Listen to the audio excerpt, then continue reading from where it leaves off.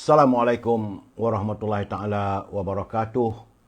Salam bahagia, salam pertemuan untuk teman-teman yang berkesempatan bersama dengan saya. Apa khabar Saudara Rahman Arzaina, Saudara Rashima, itu juga Harapi.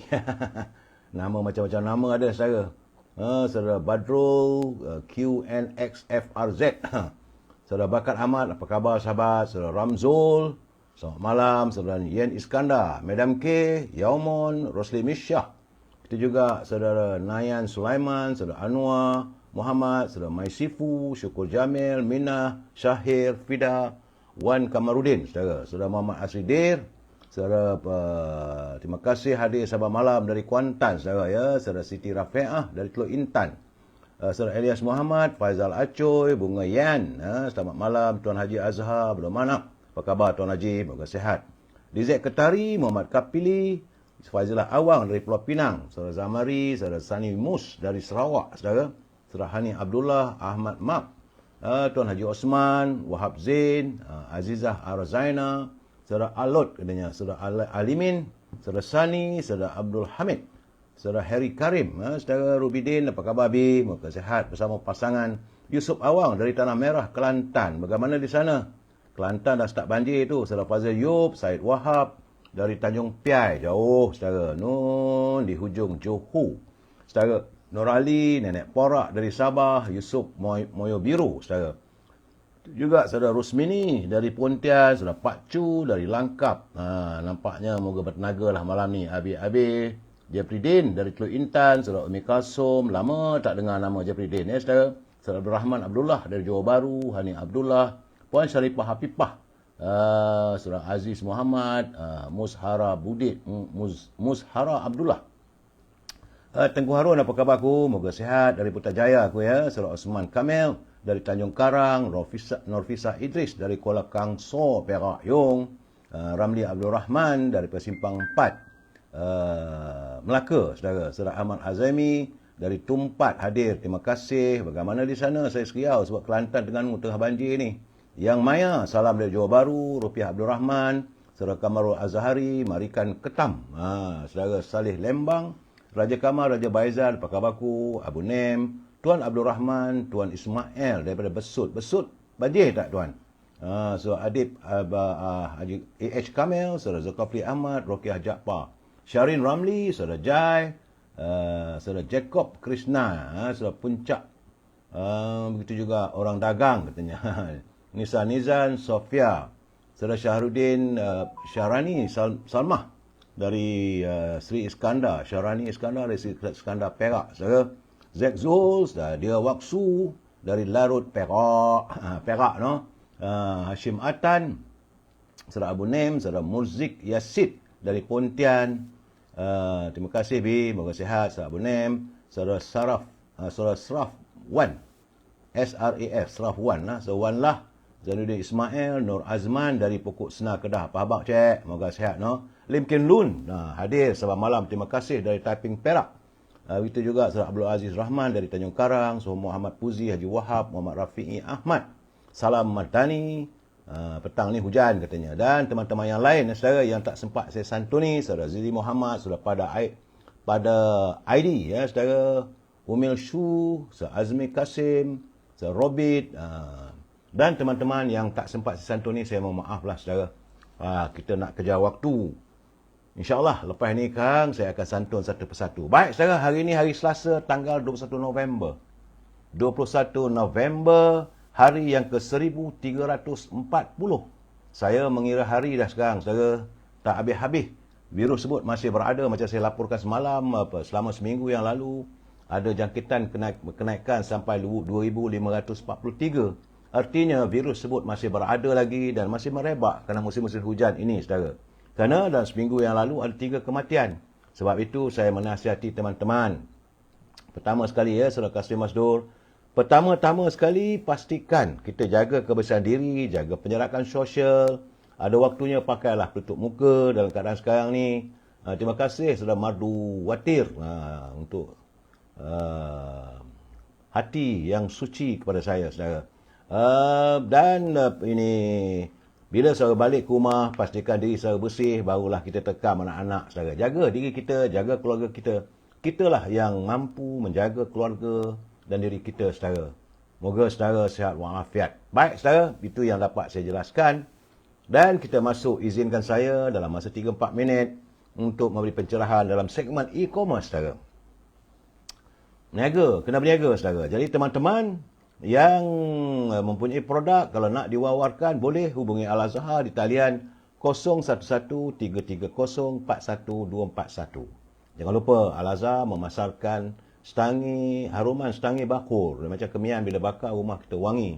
Rumah wangi saudara adalah kegemaran para malaikat, kebencian para syaitan. Yang saudara Zamari Zainal, itu juga saudara Siti Hawa Siti, Dilef. Dan Azhar juga memasarkan minyak wangi dari tanah Arab, saudara.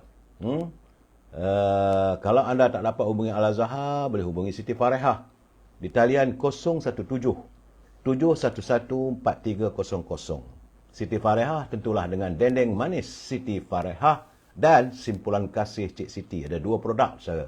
Boleh hubungi Siti Farehah 017-711-4300. Untuk teman-teman yang tinggal di Lembah Kelang saja, bukan di luar Lembah Kelang saudara, kalau mau buah-buahan terus dihantar ke rumah saudara, boleh hubungi Syauqi di talian 012-357-5703. Ada macam-macam buah, ada cherry, ada anggur, ada kiwi dan sebagainya. Harga lebih murah daripada harga pasar dan buah-buahan tersebut terus dihantar ke rumah anda. Saudara, dan Perindu Sepi, saudara Johar Jambari, Tantek, saudara Bahal, saudara Khai, begitu juga saudara Rubiah Husin. Saudara, akhir sekali adalah popiah sira Lady Maria. Ini makanan kegemaran saya. Harganya murah, saudara, tak mahal mana. Manis, pedas dan rangup. Sambil-sambil mendengar saya melabun, kita makan popiah sira, saudara. Boleh hubungi Nizam di talian 019-435-1203. Harga murah, harga rahmah dan sedap dimakan. Itulah seketika saja. Terima kasih saudara mengizinkan saya untuk mewawarkan produk dalam segmen e-commerce. Kita masuk segmen naluri kehidupan.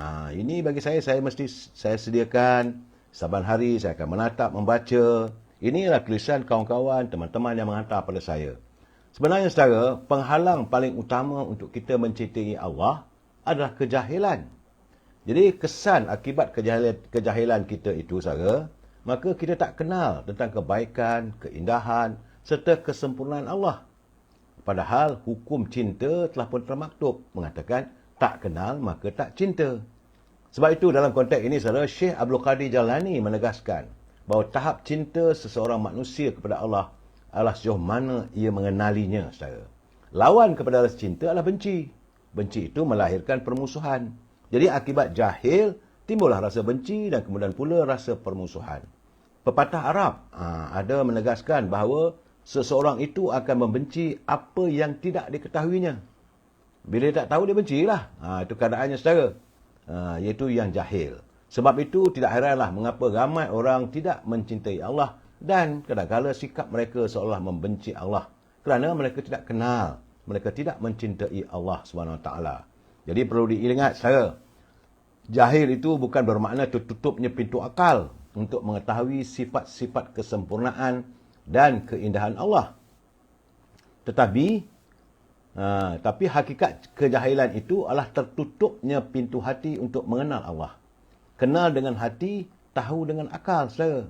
Jadi sebab ramai manusia hanya mengetahui keindahan dan kesempurnaan Allah dengan akal saja. Mereka belajar, mereka mengaji, menuntut ilmu tauhid. Malangnya, ilmu itu tidak meresapi ke dalam hati melalui amal ibadah dan mujahadah. Jadi, ilmu yang dipelajari itu, saudara, perlu diamalkan. Dan untuk mengamalkan, perlu mujahadah. Itu melawan hawa nafsu. Mujahadah itu pahit kerana terpaksa melawan diri sendiri agar hati kita mampu membuang kecintaan terhadap dunia dan manusia yang menjadi penghalang tumbuh dan suburnya cinta kita kepada Allah. Pastikan di hati kita sentiasa kita mengagungkan ilahi, saudara. Kita inilah hamba-Nya, saudara. Ingat tu, saya minta teman-teman sedar.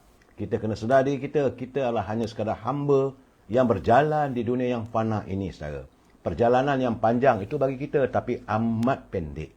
Terlalu pendek. Tak sampai pun sehari di akhirat nanti, saudara. Kerana sehari di akhirat, melalui pembacaan yang saya ketahui, tempohnya kadang-kadang sampai 1000 tahun. Kita mana ada orang umur 1000 tahun? Sekejap, saudara, melekat makan tadi. Sebab tadi anak saya belikan saya apa ini, roti apa ke namanya, lupa saya nama tu, susah nak sebut.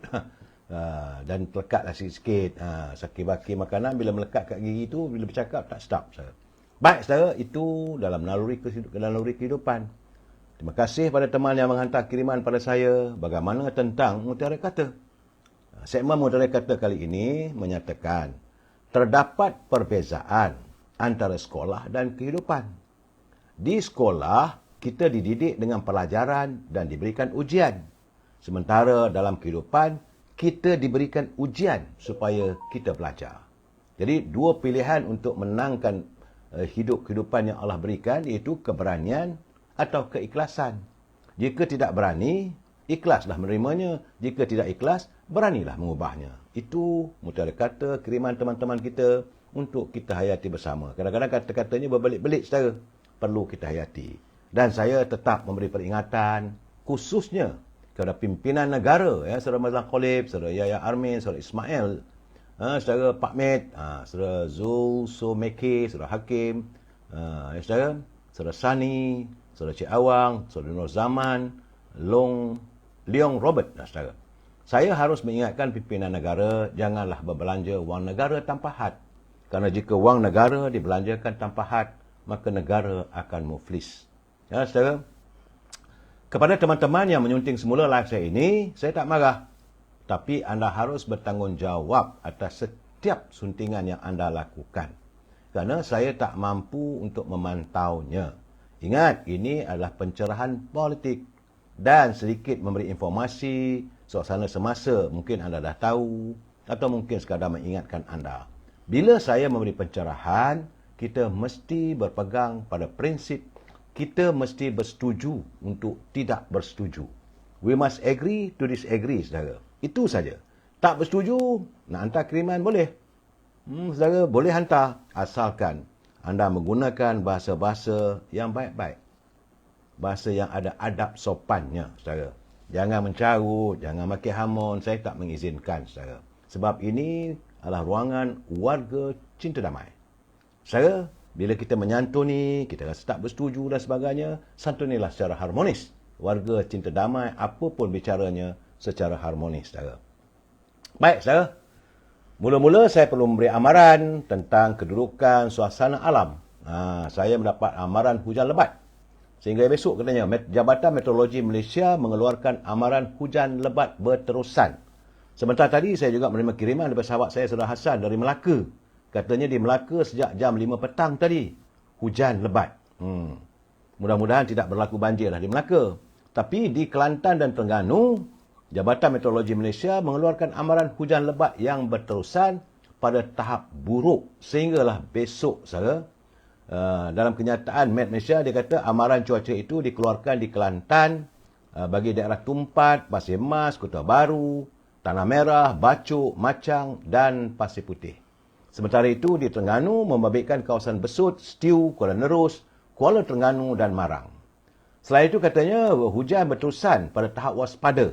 Dijangka berlaku di Jeli dan Kuala Kerai. Di Terengganu, iaitu di Hulu Terengganu, Dungun dan Kemaman. Selain itu, di Kuantan, Pahang sehingga besok. Jadi, amaran hujan berterusan pada tahap waspada turut dikeluarkan bagi seluruh Pulau Pinang. Selain kawasan Yan, Kuala Muda di Kedah, Sek, Baling, Kulim dan Bandar Baru. Di Perak, iaitu di kawasan Krian, Larut, Matang, Selama dan Manjung. Sehingga hari Khamis, saudara. Hari ini baru Selasa. Hari Rabu, aduhai. Terkini, ini tadi petang tadi, sekitar jam 5 petang, masuk dalam wall saya ini amaran tentang ribut petir, hujan lebat dan angin kencang. Dijangka melanda negeri Pahang, itu di Bentong. Di Selangor, wilayah Persekutuan Kuala Lumpur, Putrajaya, Di Negeri Sembilan, Melaka, Johor ditangkap Segamat, Muar, Keluang, Mersing dan Kota Tinggi. Saya bila sebut Johor tangkap dengan Segamat ni Seriau juga sebab selalu berlaku banjir besar di Segamat, saudara. Di Sarawak, kawasan Limbang, itu di Lawas. Di Sabah, pedalaman Sipitang dan Beaufort. Sementara di Pantai Barat, di Papar, Putatan, Penampang, Kota Kinabalu, Tuaran dan Ranau. Ini adalah sehingga jam 9 malam esok, saudara. Jadi berhati-hatilah, saudara. Kerana keadaan banjir di Terengganu sudah pun semakin buruk, saudara. Apabila jumlah mangsa yang dipindahkan, itu setakat jam 4.30 petang tadi, saudara. Jumlah mangsa yang dipindahkan sudah pun berjumlah 1,679 orang. Berbanding 1,431 orang pada jam 8 pagi tadi. Kesemua mereka dipindahkan ke pusat pemindahan sementara yang disediakan oleh pihak kerajaan. Sehingga jam 12 tengah hari tadi, sebanyak 462 keluarga yang terjejas. Dan mereka ditempatkan di 15 pusat pemindahan sementara yang dibuka di Kuala Nerus, di Kuala Terengganu, Marang dan Stew. Sekretariat Jawatan Kuasa Pengurusan Bencana Negeri dalam satu kenyataan maklumkan Kuala Nerus merupakan daerah paling teruk di Kuala Nerus, saudara. Apabila seramai 740 mangsa terjejas dan mereka telah pun dipindahkan ke 7 PPS. Mangsa banjir di daerah Kuala Terengganu pula kini adalah seramai 654 orang. Dan semua mereka ditempatkan di 4 buah PPS, Pusat Pemindahan Sementara. Bagi daerah Marang, ada 2 PPS dibuka bagi menempatkan 259 mangsa. Manakala di Stew pula, seramai 26 mangsa daripada 6 keluarga sudah pun dipindahkan ke 2 PPS.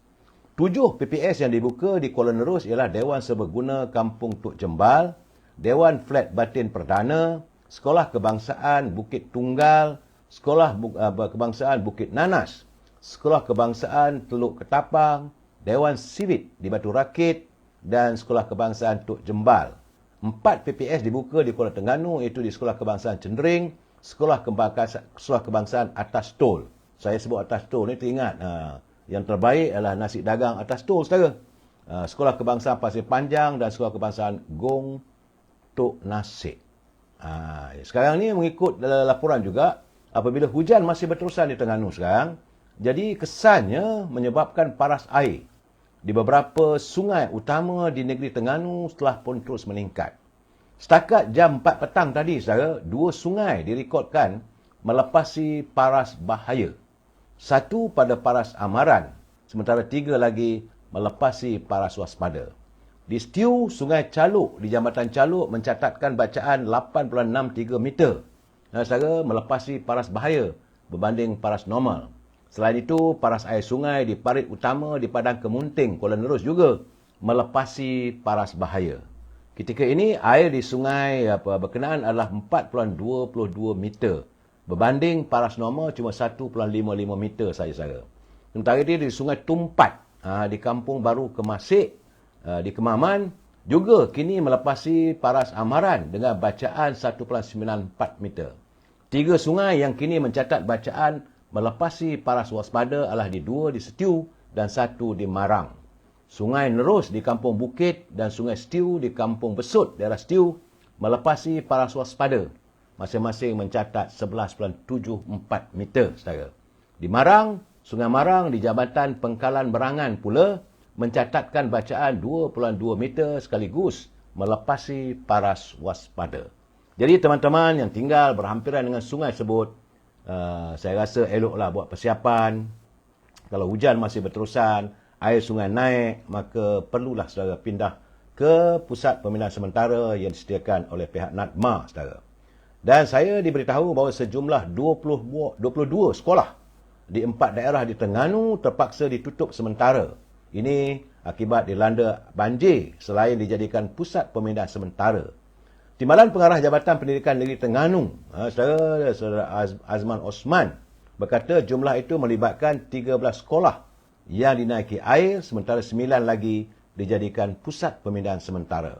Sebanyak 10 buah sekolah yang dinaiki banjir, itu Sekolah Kebangsaan Seri Budiman, Sekolah Kebangsaan Kubang Ikan, Sekolah Kebangsaan Pusat Kuala Ibai, Sekolah Kebangsaan Kedai Buluh, Sekolah Kebangsaan Losong dan Sekolah Kebangsaan Bukit Bayas. Ia juga melibatkan Sekolah Kebangsaan Kampung Bukit Cendering, Sekolah Menengah Kebangsaan Bukit Besar, Sekolah Menengah Kebangsaan Sultan Mansur dan Sekolah Menengah Kebangsaan Agama Sheikh Abdul Malik. Selain itu, Sekolah Kebangsaan Bukit Puteri di Besut, Sekolah Menengah Kebangsaan Padang Kemunting dan Sekolah Menengah Kebangsaan Intan Zaharah di Dungun juga telah dinaiki air, saudara. Jadi dalam mengulas lanjut, Saudara Azman berkata 4 sekolah yang dijadikan PPS di Bandar Kuala Terengganu ialah Sekolah Kebangsaan Cendering, Sekolah Kebangsaan Atas Tol, Sekolah Kebangsaan Pasir Panjang dan Sekolah Kebangsaan Gong Tok Nasik. 4 sekolah di Kuala Nerus pula dijadikan PPS ataupun Pusat Pemindahan Sementara adalah Sekolah Kebangsaan Bukit Tunggal, Sekolah Kebangsaan Bukit Nanas, Sekolah Kebangsaan Teluk Ketapang dan Sekolah Kebangsaan Tol Jembal. Sementara itu di Marang melibatkan Sekolah Kebangsaan Bukit Gasing. Jadi, Saudara Azman menyatakan Jabatan Pendidikan Negeri Terengganu mengesyorkan sekolah-sekolah yang terkesan dengan banjir supaya mengambil cuti bencana. Begitu juga dengan sekolah yang dijadikan PPS yang menempatkan ramai mangsa banjir dan melibatkan penggunaan banyak bilik darjah. Itu keadaan di Terengganu, saudara, nampak gayanya semakin meningkat kerana hujan masih berlaku lagi di Terengganu. Sementara itu di Kota Baru, saudara, di Kelantan, mula dilanda banjir selepas 2 pusat pemindahan sementara di Pasir Putih dibuka hari ini dengan 17 mangsa dipindahkan. 2 PPS berkenal adalah Sekolah Kebangsaan Wakaf Raja dan Sekolah Kebangsaan Dalam Ru. Itu berdasarkan dari portal info bencana, di mana hujan dilaporkan bermula kira-kira jam 5 pagi tadi dan masih berterusan setakat jam 12 tengah hari tadi, saudara. Di Kuala Kerai, saudara, Akhbar Sinar Harian melaporkan seramai 20 orang murid dari Sekolah Kebangsaan Cenulang dan Sungai Embak. Saya bila sebut Kuala Kerai ni, saya teringat banjir besar berlaku di Kuala Kerai dulu, saudara. Jadi, pelajar di Sekolah Kebangsaan Cenulang dan Sungai Embak, mereka bersama 6 ibu bapa yang dalam perjalanan pulang ke rumah masing-masing telah terkandas apabila laluan ke kampung Pasir Jering dinaiki air setinggi 0.7 meter tengah hari tadi, saudara. Bomba bagaimanapun melancarkan operasi membantu mereka untuk menyeberangi sungai dan menggunakan sebuah bot. Ya, itu keadaannya di Kelantan, saudara. Dan saat ini, saya tak tahu mungkin dah berlaku ke belum, tak tahu. Tapi waktu saya menerima laporannya, di Rantau Panjang, lebih 60 keluarga di kampung Tersang. Mereka sudah pun resah selepas penempatan mereka mula dinaiki air pada paras 0.3 meter sejak tengah hari tadi. Di kawasan Rantau Panjang ni, saudara, yang amat menggusarkan, seandainya pihak kerajaan negeri Thailand membuka laluan air daripada tempat takungan air mereka. Kalau dibuka tu, saudara, maka banjir besarlah akan berlaku di Rantau Panjang. Jadi penduduk yang tinggal di kampung tersebut, mereka mula resah apakah perkampungan mereka juga akan dinaiki air. Bagaimanapun kita berdoalah agar hujan segera berhenti. Kalau tidak, saya memang pastilah penduduk Rantau Panjang mereka terpaksa dipindahkan, saudara. Bagaimanapun, saudara, saya mendapat perakuan daripada hujan-hujan, banjir-banjir, saudara. Nelayan tak turun ke laut. Bagaimanapun Jabatan Perikanan Malaysia, ini penting.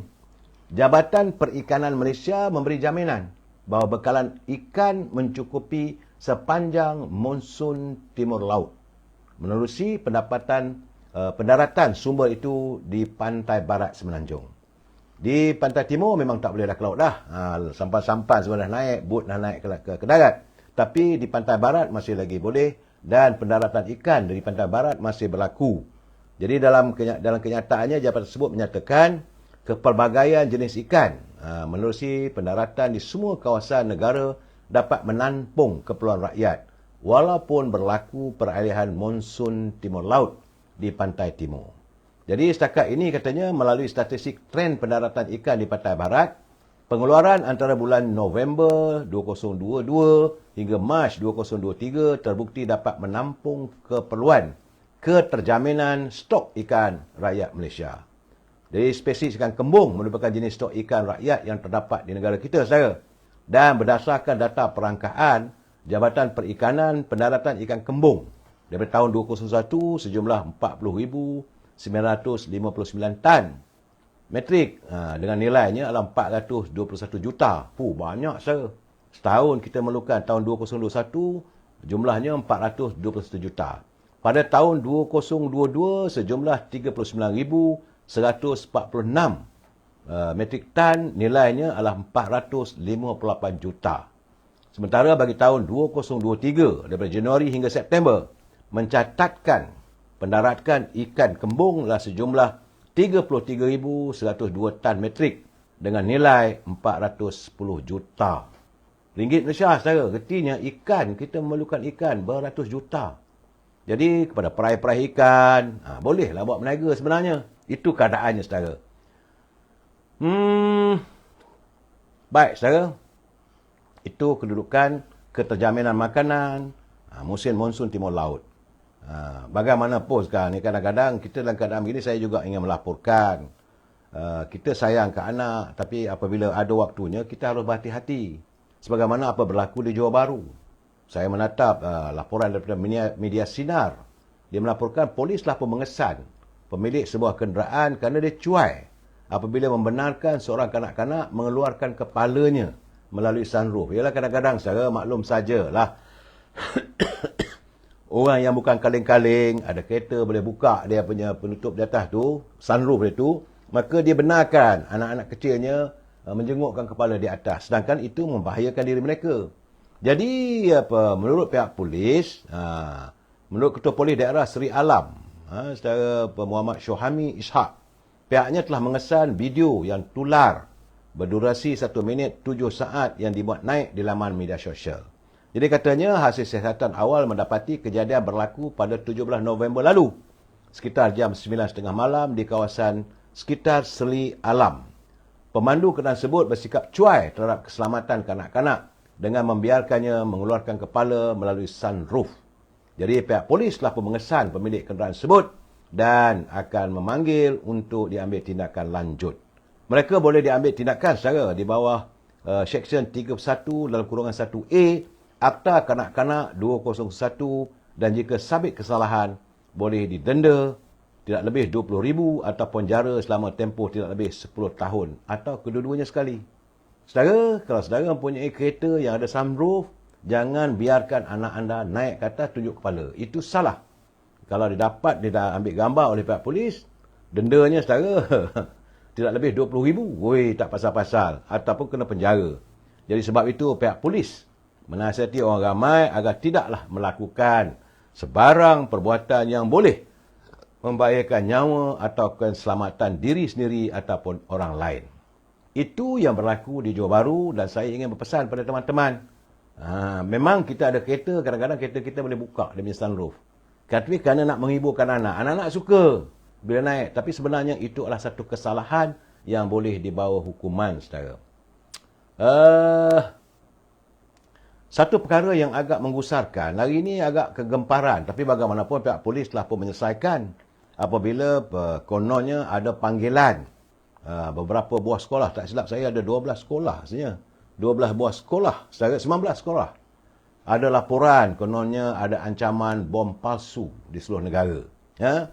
Sebab itu Polis Raja Malaysia telah pun menerima 19 laporan berhubung ancaman bom palsu di beberapa buah sekolah. Demikian menurut Ketua Polis Negara Tan Sri Razaruddin Husin. Dia kata ancaman tersebut telah dihantar melalui 2 akaun email menggunakan nama Textstorer dalam bahasa Jerman yang bermaksud pengganggu ketenteraman daripada penyedia perkhidmatan email bibel.com.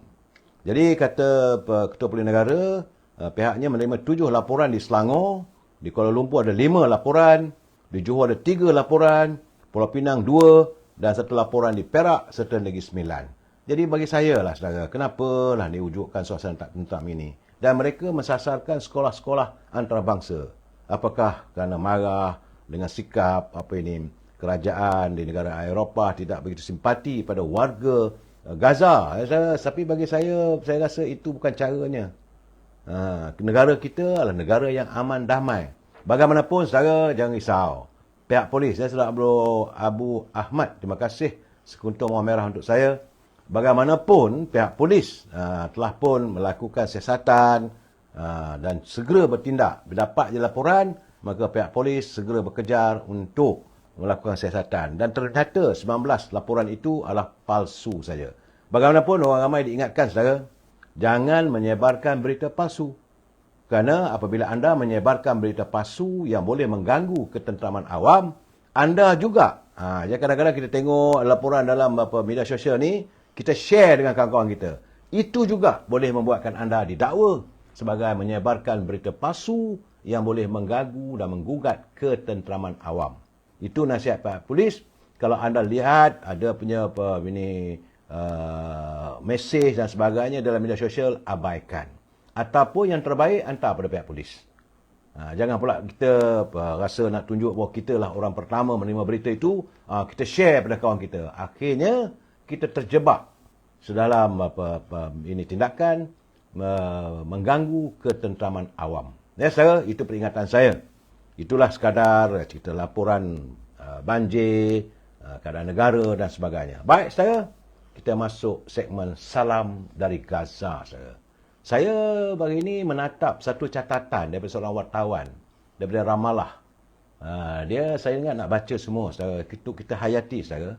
Ini apabila seorang wartawan Palestin, Salwa Arabiah, dia kata bahawa koridor maut dan penghinaan, katanya, yang terpaksa dilalui oleh ramai warga Gaza.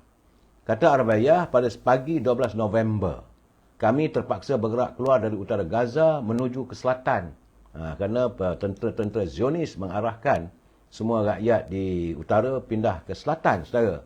Dan kami menuju ke selatan melalui jalan Salah al-Din. Kerana hospital yang kami berlindung telah pun dibedil oleh tentera Zionis. Saudara. Jadi sebelum ini dia berlindung di Hospital Al-Quds bersama 10 orang ahli keluarganya. Setelah pangsa puri mereka di Gaza musnah diserang tentera penceroboh Israel sejak 7 Oktober lalu.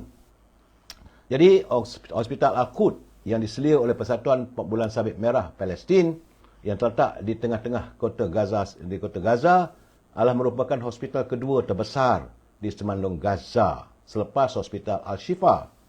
Jadi kata Al-Arabiah, sebaik tiba di satu kawasan, tentera Israel menahan kenderaan dan mengarahkan kami semua turun dan dipaksa kami berjalan kaki. Zalimnya, saudara. Tak boleh naik kereta, kena turun jalan kaki. Puluhan keluarga Palestin yang berada dalam kenderaan tiada pilihan kecuali akur pada arahan. Masing-masing menggendong anak, menggalas beg pakaian, berjalan kaki di hadapan muncung kereta kebal yang mengawasi kami sepanjang perjalanan sejauh 14 km hingga ke Wadi Gaza selama lebih 10 jam. Itu keadaan, saya. Tak boleh naik kenderaan, jalan kaki. Selama 10 jam, saya. Pada setiap sekatan pula, kami ditahan lebih 1 jam. Ada wanita menjadi mangsa pencabulan, dirogol sebagainya, saudara. Ada juga yang barang kemas mereka dirampas.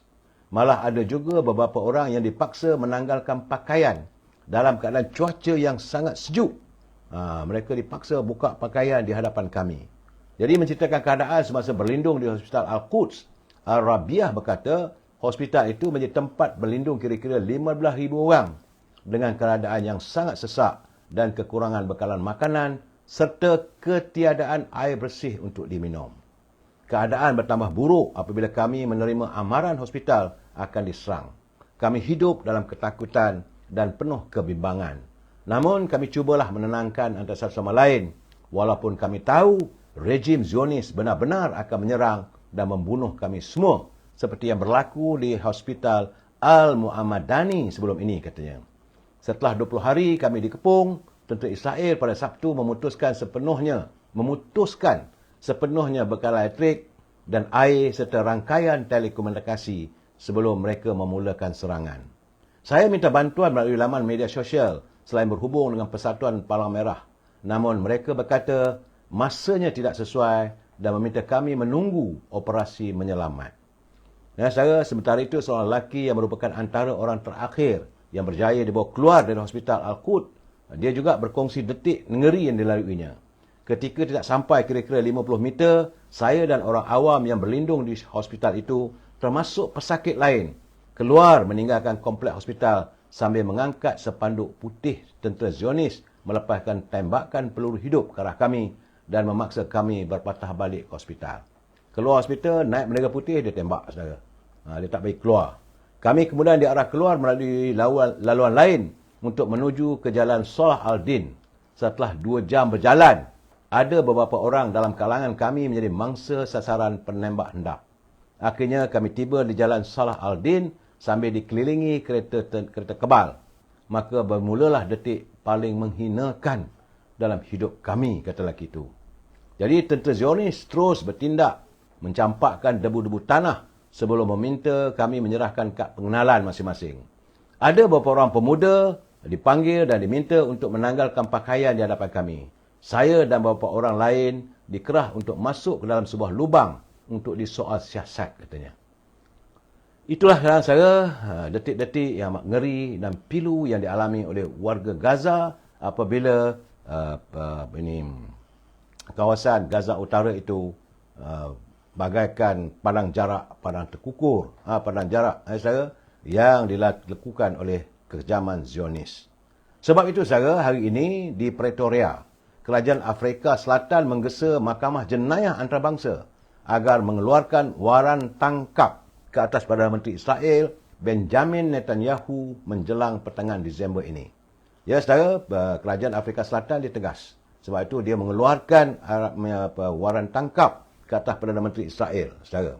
Menurut Menteri Kepresidenan Negara Afrika Selatan, iaitu Kumbuzo Nashaveni, dia kata seandainya kita tidak berbuat demikian, ia memberi gambaran kegagalan sepenuhnya ICC terhadap mengelolakan isu-isu global. Dunia tidak boleh hanya sekadar berpeluk tubuh dan melihat kezaliman, tegahnya. Zionis Israel mendakwa mempertahankan diri mereka sejak serangan yang dimulakan oleh Hamas. Tapi sebenarnya mereka bukan mempertahankan diri, tapi mereka melakukan perkosaan terhadap bumi Gaza. Jadi Afrika Selatan bersama negara lain seperti Bangladesh, Bolivia, Comoros dan Djibouti sudah pun mengemukakan permohonan kepada ICC untuk membuat siasatan sama ada jenayah perang dan jenayah terhadap kemanusiaan telah dilakukan di Gaza. Itu laporan saya tiba, saudara. Sebab itu di Qatar pula, saudara, dari Doha, saudara, Kementerian Luar Qatar semalam menggesa pembentukan jawatankuasa antarabangsa untuk menyiasat jenayah yang dilakukan oleh Israel terhadap orang awam di semenanjung Gaza. Gesaan itu dibuat melalui satu kenyataan yang turut mengutuk pengeboman Israel ke atas hospital Indonesia di utara Gaza hingga menyebabkan beberapa orang rakyat Palestin maut dan cedera. Saudara, Kementerian Luar itu menyifatkan tindakan menyerang hospital, sekolah dan kediaman orang secara terang-terangan itu jelas melanggar undang-undang antarabangsa dan Konvensyen Geneva, saudara. Masyarakat antarabangsa perlu mengambil tindakan segera untuk menghalang Israel daripada melakukan lebih banyak pembunuhan dan menyediakan perlindungan untuk lebih 2,000 orang yang hilang tempat tinggal kerana mereka masih lagi mencari perlindungan di hospital Indonesia. Jadi Indonesia ada sebuah hospital di Gaza, hospital itu juga dibedil oleh tentera Zionis, saudara. Sebab itu, mereka, tentera Israel ni, mereka-reka macam-macam cerita. Seolah mereka ni dinaya, mereka diserang oleh Hamas dan sebagainya. Tapi, apa sahaja kekejaman yang dilakukan oleh tentera Israel dipadamkan. Sama ada melalui media sosial ataupun video yang dihantar keluar daripada Gaza. Jadi sebab itu sekarang ini, saya merasakan dunia seharusnya melakukan kutukan. Terbaru tadi, petang tadi, saya terima satu laporan lagi. Tentera Israel telah pun mengebom sebuah sekolah yang menjadi tempat berlindung penduduk Palestin yang hilang tempat tinggal, saudara. Jadi menurut TV Palestin, serangan udara Israel menyasarkan sebuah sekolah di kawasan Al-Fallujah di kamp pelarian Jabalia, menyebabkan ramai penduduk Palestin terbunuh dan kebanyakannya kanak-kanak dan wanita. Itulah kekejaman jenayah perang yang dilakukan oleh tentera Zionis. Dan kita harus mengutuknya, saudara. Jangan sekali-kali kita bersimpati dengan Zionis yang sejak 7 Oktober lalu sampai hari ini satu demi satu kekejaman dilakukan. Sambil-sambil itu, saudara, berdoalah pada Allah SWT supaya laknat segera diturunkan terhadap pasukan tentera Zionis, saudara. Dan ini tidak akan menghalang warga Palestin untuk mereka meneruskan perjuangan mereka. Kita harus bersama-sama dengan semangat mereka. Kita tak boleh serta-serta jauh kita dari sini. Tapi kita iringilah. Kita iring dengan doa agar mereka berjaya dalam peperangan, dalam jihad yang mereka lakukan. Kalaupun tidak, paling pun bila ada orang minta derma bagi pihak Palestin, sama-samalah kita menghulur derma, saudara. Tetapi, hulurkanlah derma anda melalui badan-badan yang sah dan sahih, saudara. Ya, saudara, Firdaus Hashim memanglah sedih apa yang berlaku di Gaza. Ya, saudara, itu keadaan. Ini bukan masa untuk tuduh-menuduh. Ini adalah masa untuk kita mengutuk kekejaman Zionis, saudara. Itulah yang dapat saya laporkan, apa yang saya terima dari Gaza, daripada Doha, daripada Genova, saudara, daripada Badan Dunia. OIC memang gagal. Jaka linglung, saya melihat OIC jadi OIC. OIC, aku tengok ajalah. Sebab, belum ada kesepakatan. Kalau semua negara-negara Arab bersatu, saya ingat, Israel tidak akan melakukan tindakan jenayah yang begitu teruk. Tapi nak buat macam mana? Itulah dunia ini keadaannya. Bumi Gaza itu adalah tempat Allah SWT memperlihatkan pada warga dunia bahawa betapa kejamnya Yahudi itu, saudara. Baik, saudara. Kita kembali pada tanah air tentang laporan di Parlimen. Awal pagi tadi, saudara, saya nampak memang mengamuk habis. Oh, mengamuk habis. Ya amat muak pada menteri. Marah betul dia saya, saudara. Ada teman-teman hantar surat, hantar kiriman saya. Wow, dia kata. Oh, begitu sekali Datuk Seri Anwar Ibrahim membelasah pihak-pihak yang mempunyai kepentingan politik dalam isu cabaran terhadap enactment kanun jenayah syariah Kelantan yang dilakukan oleh Nick Anil, saudara. Jadi menurut Datuk Seri Anwar Ibrahim, dia geramlah juga. Sebab itu dia kata kerajaan berpendirian untuk menghormati keputusan yang bakal diputuskan oleh Mahkamah Persekutuan dan Ketua Hakim Negara Tun Tengku Tuan Maimun Tuan Mat. Dalam isu ini, dia kata bagaimanapun ia tidak menghalang kerajaan untuk melakukan penelitian, perbincangan berhubung kes itu melalui jawatankuasa khas yang bakal bersidang untuk pertama kali pada 4 Disember akan datang. Jadi jawatankuasa telah pun dibentuk. Sebenar-benarnya, saudara, banyak orang tak faham. Saya semalam tak nak mengulas. Tapi selepas saya membaca, menatap banyak laporan-laporan, tak salah kalau Datuk Seri Anwar Ibrahim mengamuk. Kerana kemarin ada himpunan diadakan di hadapan Istana Kehakiman di Putrajaya. Dan ia dijadikan sebagai satu himpunan politik. Kononnya, apa yang sedang berlaku sekarang ni, dia melakukan serangan terhadap Mahkamah Syariah. Sebenar-benarnya isu ini bermula di Selangor apabila enactment Mahkamah Syariah dilihat antivirus ataupun bertentangan dengan Undang-Undang Persekutuan. Dan sebab itu, Duli Yang Mulia Sultan Selangor menitahkan agar diadakan kajian oleh Mahkamah Syariah agar selari supaya tidaklah nampak ada percanggahan. Jadi dalam keadaan begitu, Nik Elin Zurina, dia juga memfailkan petition. Sebab katanya terdapat 20 percanggahan yang ada dalam enactment Mahkamah Syariah di Kelantan yang tidak selari dengan Undang-Undang Kerajaan Persekutuan. Dan ini ada bertentangan.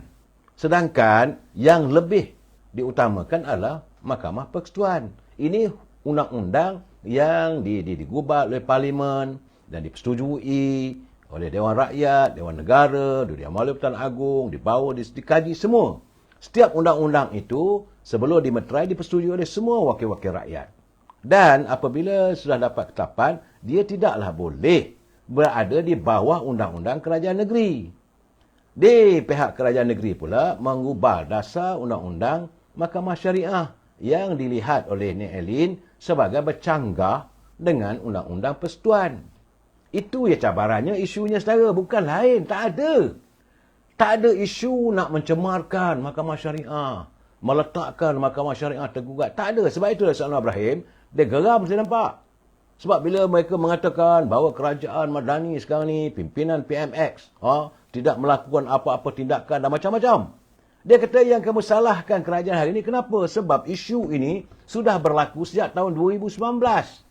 Berlarutan pula 2021, 2022. Waktu itu bukan kerajaan Madani.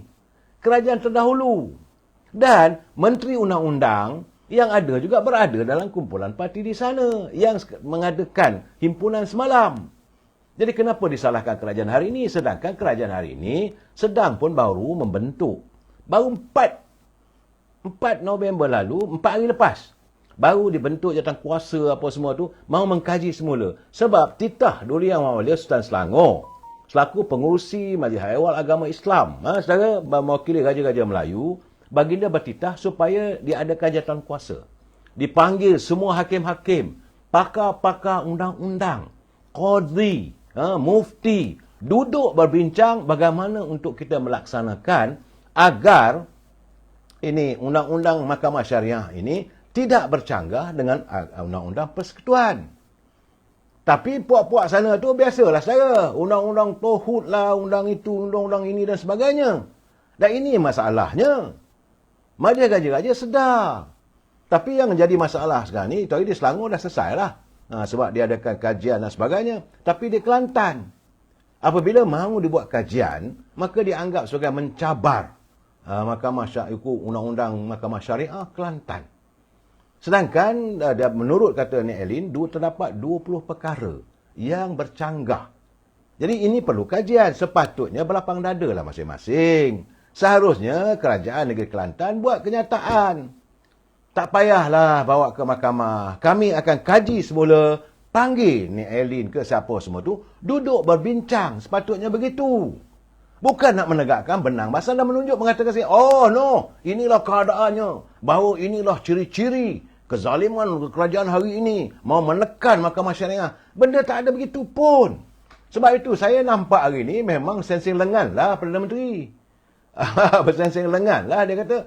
Yang disalahkan kajian sekarang. Sedangkan persoalan itu ada menteri dulu. Tapi bila dengar pula dia jawab bahawa dia dah masa itu apabila nak diadakan perundingan, apabila saman dikemukakan di Mahkamah Tinggi dan sebagainya, dia tidak lagi jadi menteri kerana waktu itu kita berada dalam musim pilihan raya. Saya bila dia kata musim pilihan raya, saya termenung saya. Kerana apabila pilihan raya umum diadakan, kita ada menteri yang masih ada. Caretaker government. Caretaker government itu artinya Perdana Menteri dengan menteri-menteri masih lagi.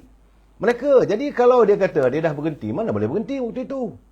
Bila diadakan pilihan raya umum, semua kata sekarang ni, apabila diadakan pilihan raya umum misalnya saudara ya, maka semua menteri-menteri yang ada sekarang ni benar, dari kuasa tak ada. Tidak boleh menjalankan kuasa eksekutif, tapi mereka masih ada mentadbir di masing-masing punya kementerian. Itu maksudnya, tiba dia kata saya masa itu pilihan raya umum diadakan. Saya menung, saya kata. Ya ke begitu? Mungkin saya salah. Saudara. Tapi saya rasa tak silap saya, tiap-tiap kali diadakan pilihan raya umum, ada kerajaan caretaker government. Perdana Menteri masih lagi berkhidmat. Sehinggalah selesai pilihan raya, dapat tahu keputusan, dibentuk kerajaan baru, baru serah tanggungjawab yang baru. Itu kepahaman saya. Jadi isunya, saudara Mak Rajab Badarudin, dia kata isunya nak keselarasan dengan perlembagaan persekutuan. Itu yang sebenarnya. Supaya selaras, bukan mencabar. Tapi puak-puak ni gunakan isu. Sebab saya melihat bahawa mereka sekarang ni sebenarnya ketandusan isu. Apabila satu demi satu sudah terbongkar tentang kebejahatan yang dilakukan dalam rasuah lah itulah macam-macam saya. Malahan ada juga cakap-cakap mengatakan bahawa mereka ada dalam keadaan yang suam-suam kuku. Jadi nak tunjuk bahawa mereka bersepakat. Jadi adakan himpunan semalam. Jadi ada pakatan PBM ada di situ, PAS ada di situ. Jadi intact lah pimpinannya. Itu saja nak tunjukkan. Jadi bagi saya kenapa dikerah rakyat untuk berhimpun begitu ramai. Berpanas, sembahyang tengah-tengah padang tu untuk apa? Apa isunya? Sejauh mana benarnya Nek Elin ini mencemarkan wibawa Mahkamah Syariah Kelantan? Sebab dia minta kajian tentang 20 perkara. Dia minta supaya Mahkamah Persekutuan yang menetapkan sejauh mana. Jadi saya yakin tentulah Mahkamah akan buat keputusan. 9 hakim, mereka pandangan saya lah, saya tak mau mendahului secara contempt of court. Tapi saya berkeyakinan tentulah Mahkamah berkepandangan sesuatu undang-undang ataupun enactment kerajaan negeri itu tidak boleh mengatasi undang-undang yang digubal oleh persekutuan. Jadi sebelum nak gubal, macam rang undang RUU 355 dulu saudara. Bagai nak gerak. Kita nak laksanakan hukum hudud, kita nak laksanakan RUU. Waktu itu kerajaan pimpinan Datuk Seri Najib. Dia kata, okey, bawa lah. Bila bawa benda itu tak dapat terlaksana. Kemudian bila berubah kerajaan, mereka adalah kerajaan, jadi menteri. Kenapa tak laksanakan? Kerana sebenar-benarnya, saudara, apa yang mereka lakukan salah. Sepatutnya sesuatu yang menyangkut soal hukum agama Islam, undang-undang yang menyentuh soal agama Islam, mesti diadakan perbincangan dengan Raja-Raja Melayu. Tak boleh terus bawa ke Parlimen. Sepatutnya pimpinan kerajaan negeri, yang kerana itu yang dibawa daripada Kelantan ke Terengganu ke, dia akan menghadap Raja-Raja Melayu. Tuanku, kita nak buat pinda akta ini. Ini maksudnya. Kalau Raja-Raja Melayu bersetuju, barulah bawa perkara itu ke Parlimen. Bukan terus pergi ke Parlimen. Sampai di Parlimen tak dibahaskan. Arif Tarkis bila nak keluar saya tak tahu. Itu pulang sana. Jadi bagi saya, waktu saya ingat lagi saya, Datuk Seri Najib daripada menteri, dia kata okey. Nak bawa sangat 355. Kononnya kerajaan UMNO Barisan Nasional ini menentang undang-undang Islam. Bawa. Bila bawa tak dapat terlaksana, buat mandu sendiri. 2 kali bawa apa jadi? Dan waktu mereka menjadi kerajaan dan jadi menteri, ada yang jadi menteri undang-undang, daripada parti PAS. Saudara, mereka berada dalam kerajaan. Kenapa tak laksanakan? Memang tak boleh laksana begitu. Bukan orang kata bukan macam kopek kacang lah. Tak boleh. Satu persatu. Perlu diatasi. Mula-mula dah gubal ini apa semua. Sembah pada raja. Jangan melanggar. Jangan dikesampingkan. Dapat undang-undang begini cantik molek. Dengan muftinya, dengan pakar undang-undang, menghadap tuanku. Ini kami sembahkan tuanku. Patik, hamba-hamba patik merasakan perlu diadakan pindaan akta undang-undang Islam.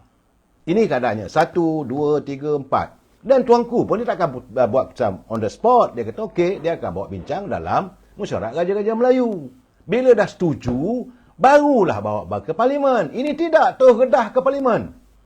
Itu kadang-kadang saya nak kata, bukanlah nak kata sukan cerdik, tapi cara roadmap. Roadmap dia tu. Perlu ada. Kita kadang-kadang, saya tak nak mengulas lebih daripada itu, saudara. Kadang-kadang takut juga. Kalau tersalah silap, salah cakap, saya jadi contempt of court.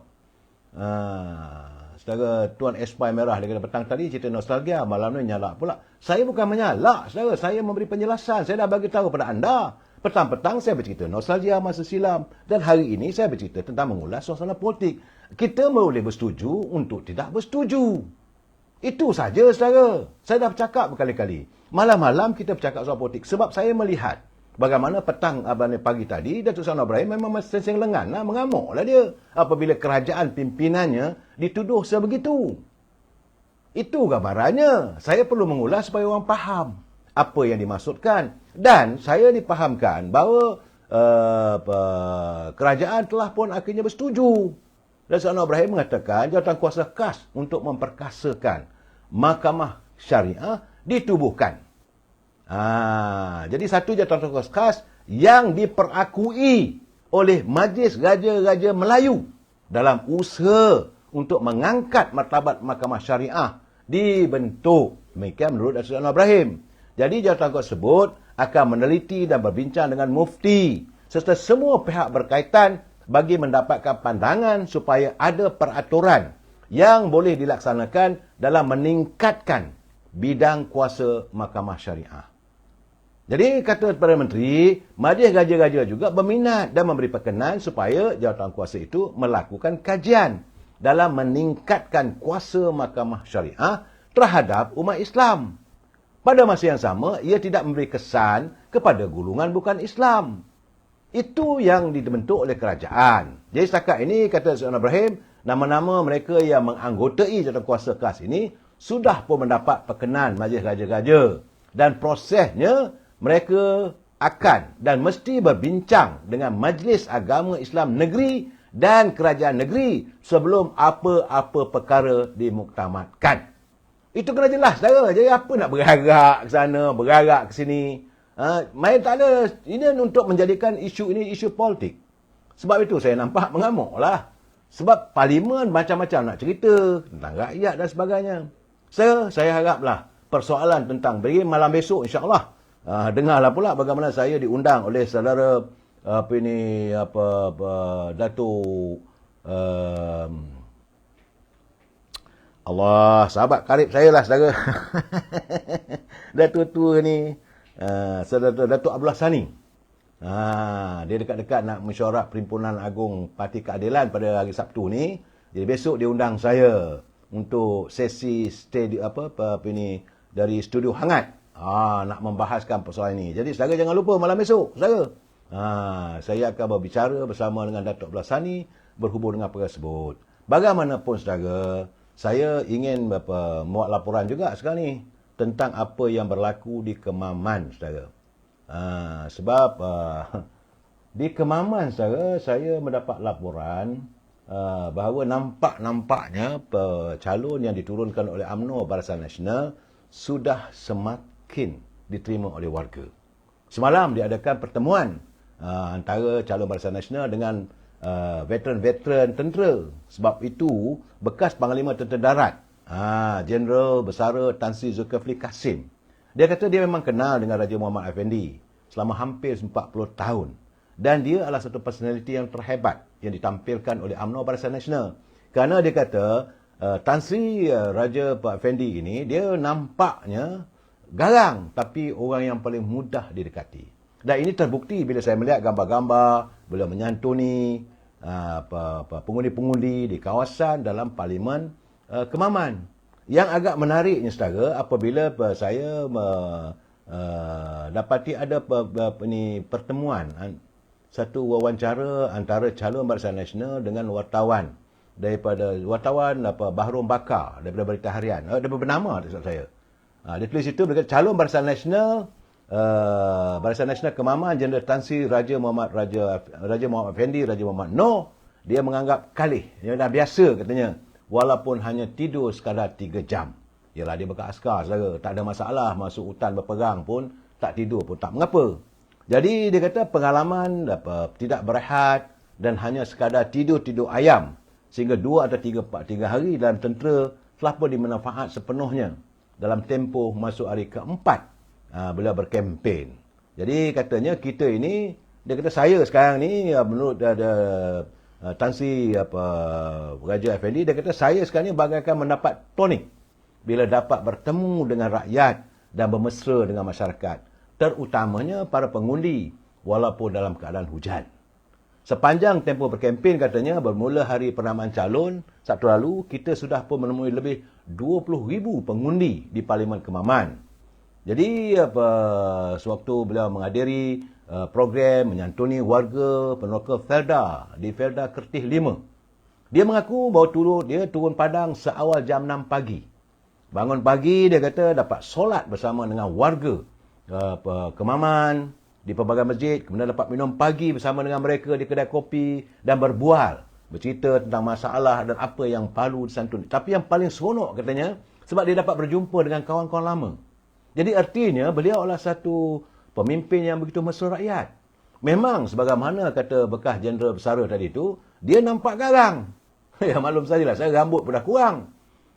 Nampak garang. Orang Perak nampak cengeng. Tapi sebenarnya jiwanya halus. Jiwanya adalah jiwa rakyat.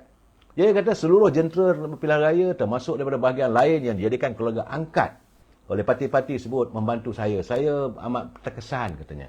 Dan memang pun sekarang ni saudara, semua parti-parti daripada komponen Pakatan Perpaduan, semua sekarang ni berada di Terengganu. Ada yang sedang menyantuni warga kalau ada banjir dan sebagainya, tapi mereka terus berkempen. Dan menurut kata Raja Muhammad Effendi, dia kata dia tidak perlu memperkenalkan dirinya sebagai calon. Kerana setiap anggota masyarakat yang temui, mereka seolah-olah sudah mengenalinya. Ialah anak tempatan. Memang dia anak tempatan Kemaman. Itulah advantage-nya. Cuma saudara, saya melihat antara waktu sepanjang kempen itu, antara permintaan rakyat, apabila nelayan di pantai Tanjung Kemasik, mereka mengharap kali ini seandainya Tan Sri Raja Effendi, saudara, dia dapat peluang menjadi wakil rakyat, dia boleh katakan penduduk di sekitar kawasan pantai Tanjung Kemasik mengharapkan supaya isu muara sungai yang cetek dapatlah diberi perhatian oleh wakil kerajaan yang akan dipilih pada pilihan raya kali ini. Salah seorangnya adalah saudara Zuhaimi Man Ali. Dia kata masalah berlanjutan dah 5 tahun yang mengakibatkan nelayan menghadapi kesukaran untuk ke laut dan kesukaran juga membawa pulang hasil tangkapan. Bila air surut, perahu tak boleh nak keluar. Kalau nak tambat perahu, apabila pulang dari laut, kena di hujung benteng. Jadi jauhlah nak bawa ikan naik. Kemudian kalau nak menambat di hujung benteng, tak berani pula. Takut nanti perahu tenggelam, pecah, terlanggar pada benteng. Jadi sebab itu dah 5 tahun dia mengharapkan agar Tan Sri Tengku Muhammad Effendi ni, Raja Muhammad Effendi dapat menyelesaikan. Saya yakin benda itu orang kata petik tangan je lah. Tak ada masalah. Sebab kita ada pelbagai kementerian. Dan saya melihat bahawa keprihatinan beliau sebagai calon itu, maka pastilah permasalahan rakyat di Kemaman itu dapat ditangani. Saya jumpa saya besok, malam besok saya akan berbicara bersama dengan Datuk Abdullah Sani. Apa tajuk saya tak tahu, tapi terbiasa saya lah dalam sembang hangat ataupun sembang hangit. Jumpa malam besok saya. Abra, saya yakin, dia kata PAS menang. Pulang masing-masing, tak ada masalah. Saudara boleh menzahirkan keyakinan saudara. Ya bagi saya tak masalah. Masing-masing. Cuma jangan buat kerja Tuhan. Jangan katakan, pasti menang. Tak boleh, saudara. Sebab segala-galanya adalah ketentuan ilahi. Dan selalu saya berpesan, rezeki tidak pernah salah alamat. Okey, saudara. Tuan Espai Merah. Jumpa malam besok bersama dengan Datuk Abdullah Sani. Wabillahi taufiq wal hidayah. Assalamualaikum warahmatullahi taala wabarakatuh. Selamat malam. Terima kasih.